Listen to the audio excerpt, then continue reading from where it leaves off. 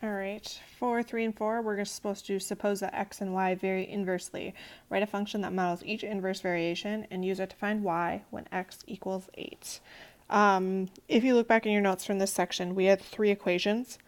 My first one was k equals xy. Then we had y equals k over x. And we also had x equals k over y. For most of these, you're going to end up using your first 2 equations, this one and this one. Now for all of these, you're given an x and y to start with. We are trying to set up an equation that looks like this one. So the first thing we need to do is figure out what k is.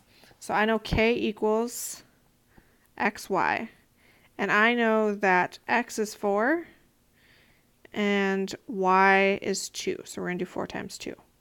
And that equals 8. Now I'm going to plug that in for k. Remember, that's just the top of your little fraction over here. So my function is going to be y equals 8 over x. And then from there, we're just plugging in our x value to find y. So they want to know what happens when x equals 8. So we need to plug in 8 for x.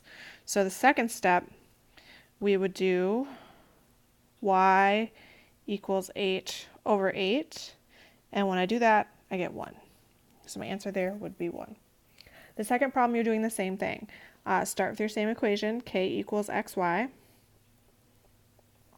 My x value is -2, so k equals -2 times y, which is -4.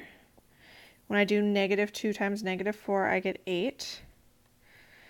So my function would be y equals 8 over x.